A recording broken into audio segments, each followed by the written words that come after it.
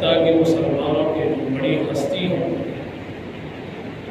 ہمارے آقائے دو جہاں صلی اللہ علیہ وسلم کی بھی تمسخر کیا جا رہا ہے اور مسلمانوں کو ہر جگہ ذلیل و رسوا کر دیا جاتا ہے۔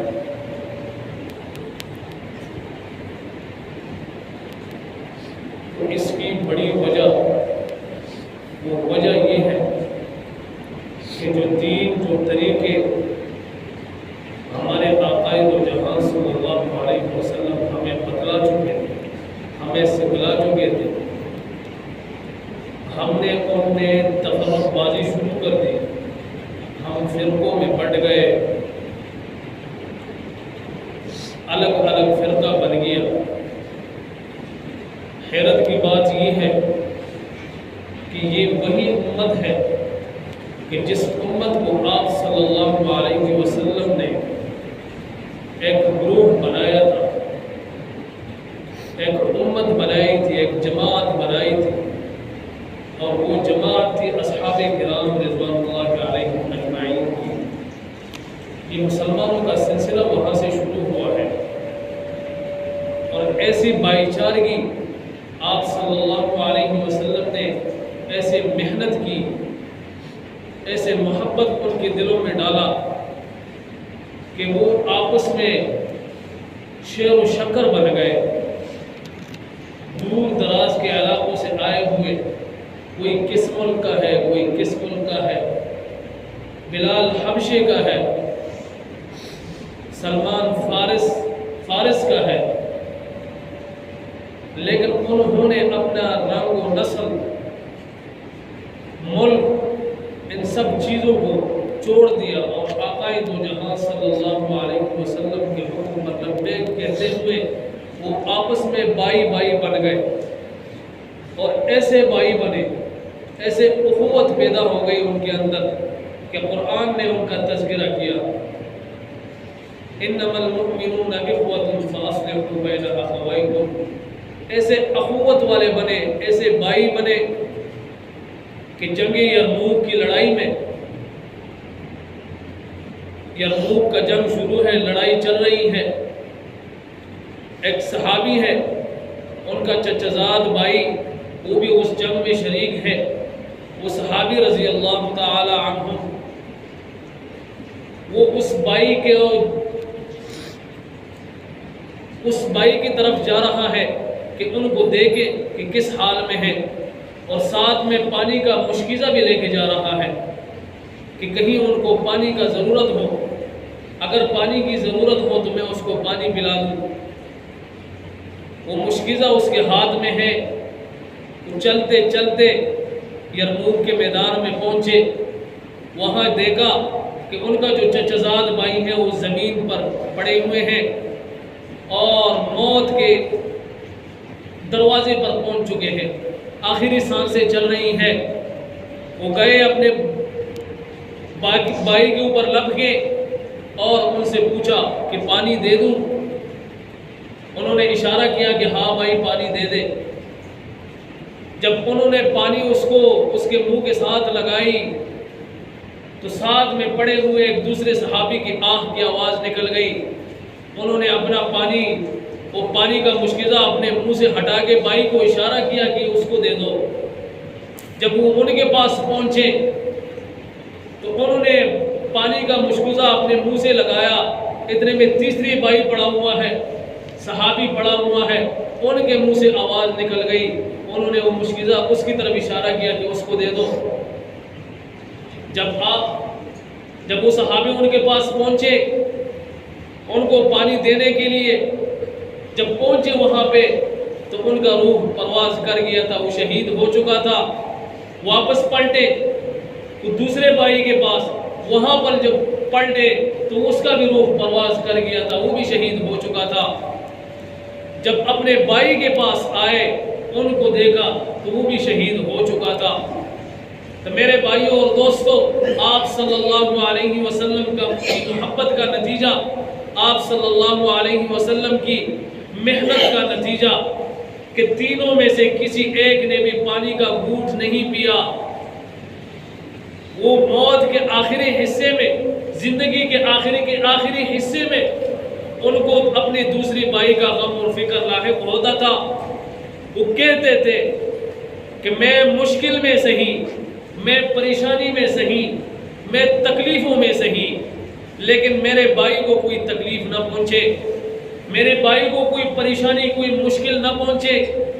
تو میرے بھائیوں اور دوستوں، اسی لیے قرآن کریم نے فرمایا انما المؤمنون اخوۃ، اے مومنین، مسلمان آپس میں سارے بھائی ہیں۔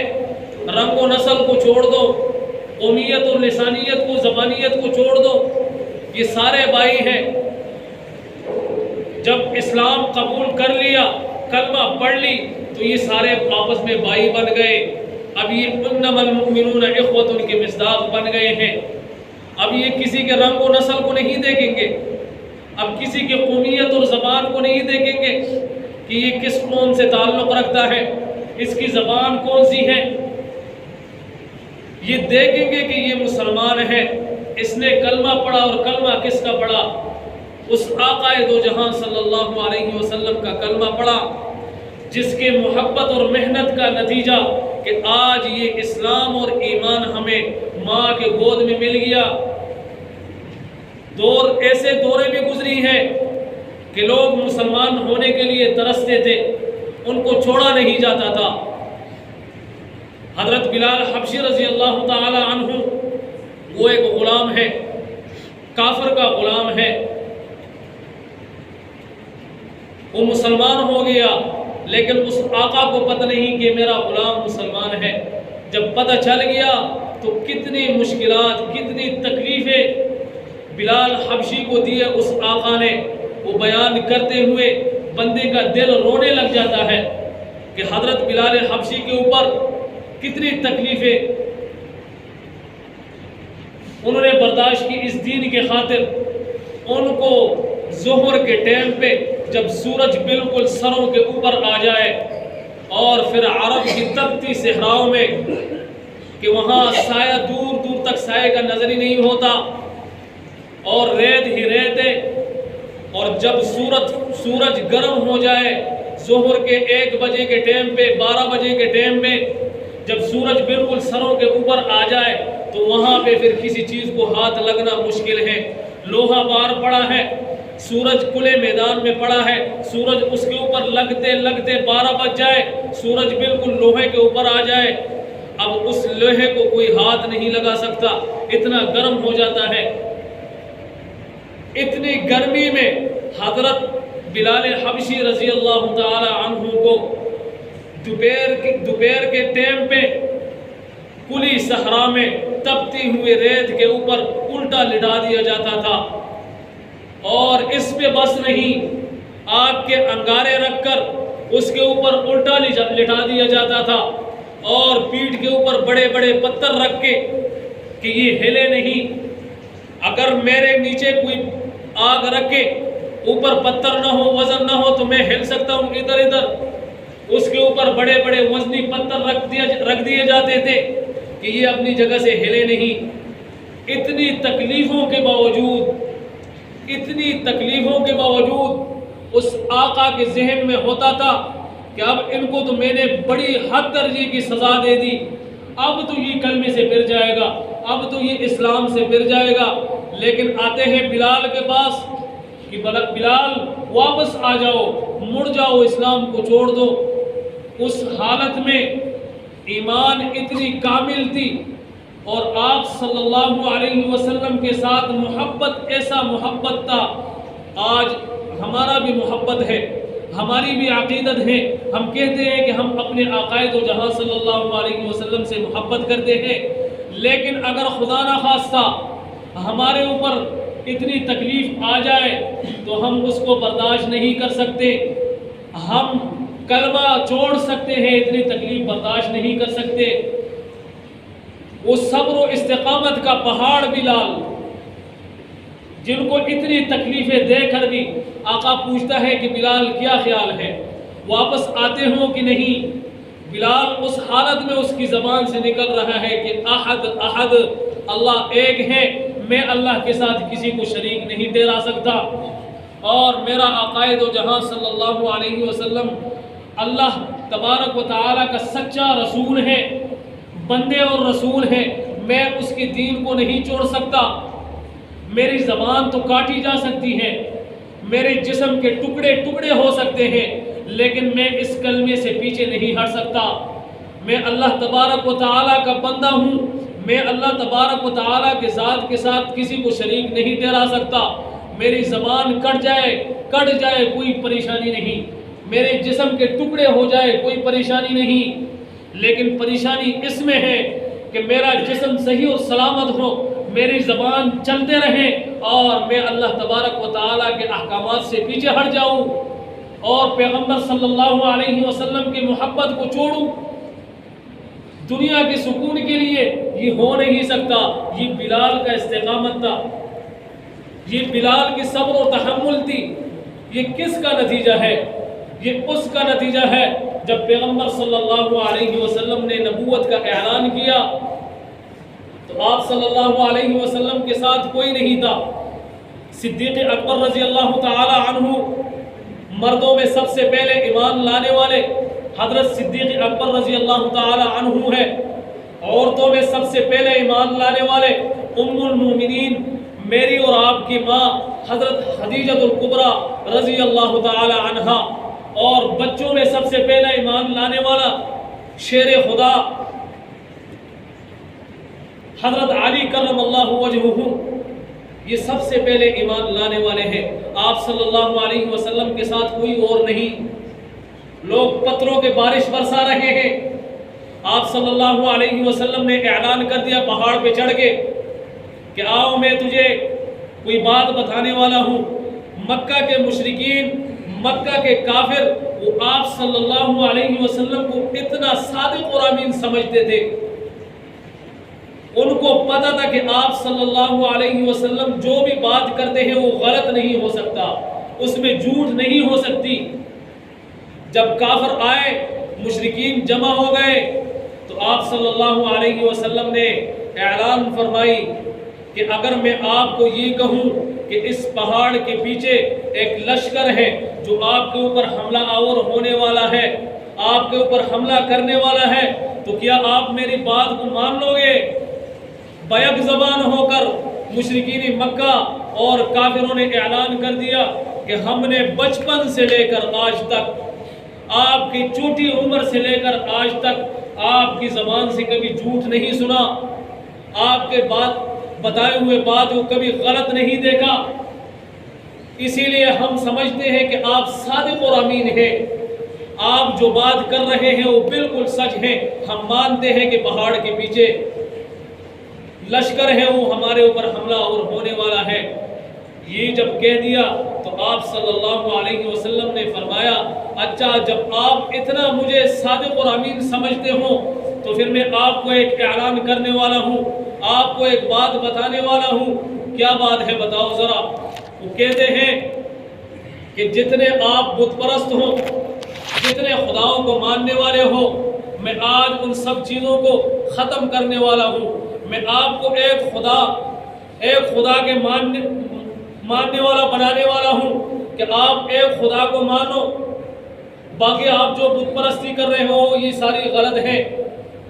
क़ुलू ला इलाहा इल्लल्लाहु तुफ़्लिहू। आप सल्लल्लाहु अलैहि वसल्लम ने ऐलान कर दिया कि आओ मैं आपको ऐलान करता हूँ। जब आपने मेरी बात से इत्तिफाक कर ली, मुझे इतना सच्चा सादिक और अमीन समझा, तो आओ मैं आपको एक बात बताने वाला हूँ। ला इलाहा इल्लल्लाहु तुफ़्लिहू, ये कलमा पढ़ो आप कामयाब हो जाओगे। जब ये ऐलान कर दिया तो कुफ़ार ने वहाँ से मुनकर होकर वो इनकार कर दिया। अबू लहब ने पत्रे बरसाई, तब अल्लाह तबारक व तआला ने सूरह लहब को उतारा। तब्बत यदा अबी लहब व तब, अबू लहब के दोनों हाथ वो टूट जाए। अल्लाह तबारक व तआला ने अबू लहब के लिए बद्दुआ नाजिल की।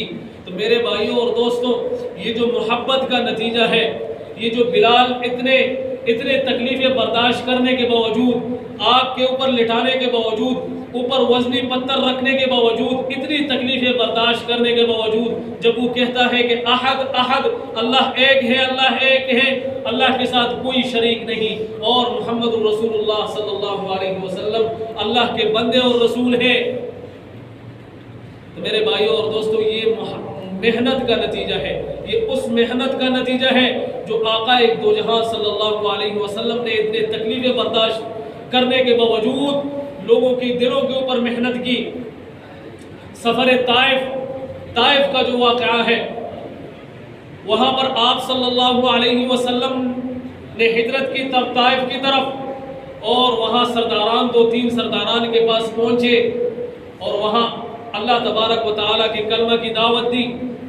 تو میرے بھائیوں اور دوستوں، ان سرداران نے اپنے قوم کے چند غنڈوں کو، نوجوان لڑکوں کو آپ صلی اللہ علیہ وسلم کے پیچھے لگایا، اور انہوں نے آپ صلی اللہ علیہ وسلم کے اوپر پتھریں برسائی۔ پتھریں برساتے ہوئے آپ صلی اللہ علیہ وسلم کا جسم مبارک لہو لہان ہو گیا۔ آپ صلی اللہ علیہ وسلم کے جسم سے خون بہتے بہتے آپ صلی اللہ علیہ وسلم کے جوتے مبارک وہ خون سے بھر گئے۔ یہ کس کے لیے تھا؟ یہ آپ صلی اللہ علیہ وسلم کوئی شہرت حاصل کرنے کے لیے کر رہا تھا؟ آپ صلی اللہ علیہ وسلم اپنے ذات کے لیے یہ تکلیفیں برداشت کر رہا تھا؟ یہ آپ صلی اللہ علیہ وسلم نے ہمارے لیے کیا کہ کل کو میرے امت آئے گی، اس کو یہ کلمہ آسانی سے پہنچ جائے۔ آج ہمارے گھر میں بچہ پیدا ہوتا ہے، اس کو ماں کے گود میں کلمہ نصیب ہوتا ہے۔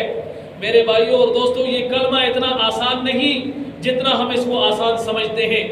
اس کے اوپر بڑی بڑی محنتیں، اس کے اوپر صحابہ کرام نے اپنے خون صحابہ کرام کے خون اس کلمے میں ہے۔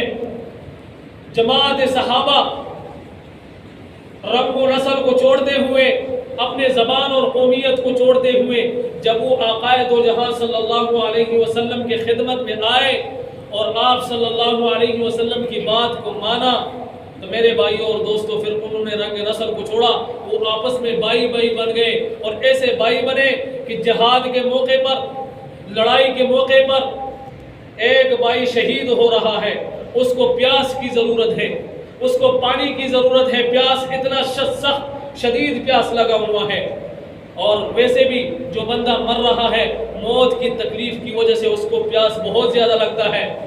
تو میرے بھائیوں اور دوستوں، دوسرا صحابی ہے، وہ پانی لے کر جب اس کے پاس پہنچتا ہے اور کہتا ہے کہ پانی پلا دوں، اتنے میں ساتھ والے بھائی کی آواز نکلتی ہے، وہ اشارہ کرتا ہے کہ ان کو دے دو۔ جب وہ اس کے پاس پہنچتا ہے، ان سے پوچھتا ہے، اتنے میں تیسرے بھائی کی آواز نکلتی ہے، وہ اشارہ کرتا ہے کہ ان کے پاس جاؤ، ان کو پانی پلا دو۔ جب ان کے پاس پہنچتا ہے تو تیسرا بھائی شہید ہو چکا ہوتا ہے، واپس پلٹتے ہیں، واپس آتے ہیں دوسرے بھائی کے پاس، جب واپس آتے ہیں دیکھتے ہیں کہ دوسرے بھائی کا روح بھی پرواز کر چکا، وہ بھی شہید ہو چکے ہیں۔ جب اپنے بھائی کے پاس واپس آتے ہیں تو وہ بھی شہید ہو چکا ہوتا ہے۔ تو میرے بھائیوں اور دوستوں، اس مشکیزے میں سے کسی ایک صحابی نے منہ کو گیلا نہیں کر دیا، اپنے بھائیوں کی محبت میں، اپنے بھائیوں کی الفت میں، کہ میری چھوڑ میں تکلیف برداشت کر لوں گا لیکن میرا یہ بھائی پیاسا نہ رہ جائے۔ یہ آپ صلی اللہ علیہ وسلم کی محنت ہے۔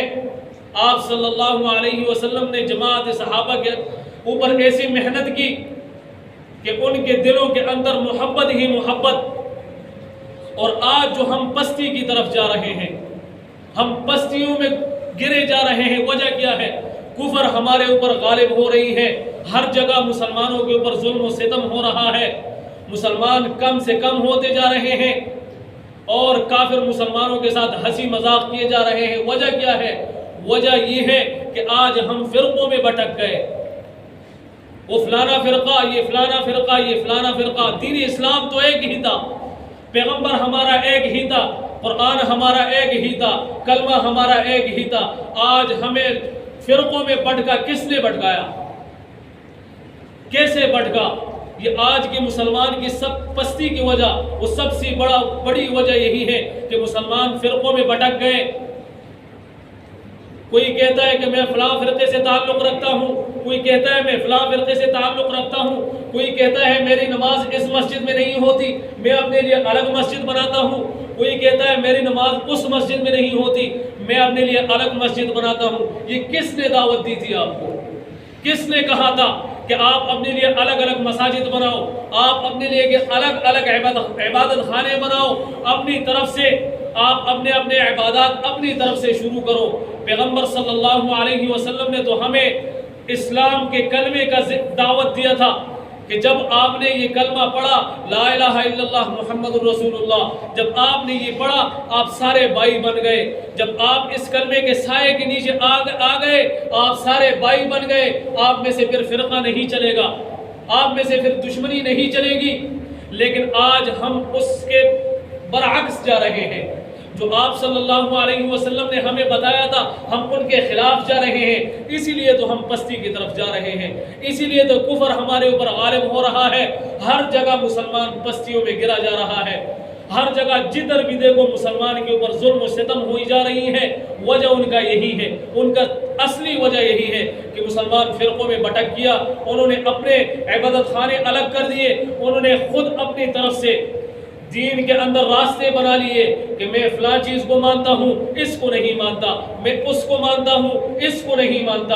او میرے بھائی آؤ قرآن کو دیکھو، قرآن میں اللہ تبارک و تعالی ہمیں کس چیز سے منع کر رہے ہیں اور کس چیز کی حکم کر رہے ہیں کہ یہ چیز کرنی یہ نہیں کرنی۔ اور اس کے بعد آپ صلی اللہ علیہ وسلم کے فرامین مبارک اٹھا کے دیکھو، آپ صلی اللہ علیہ وسلم کی سیرت مبارک اٹھا کے دیکھو، آپ صلی اللہ علیہ وسلم نے ہمیں کس چیز سے منع کیا اور کس چیز کے کرنے کا حکم دیا۔ ہم اپنی طرف سے طریقے نکالے جا رہے ہیں، یہ غلطیاں ہم خود کر رہے ہیں، اور پھر یہ کہتے ہیں کہ مسلمان بڑی پستی کی طرف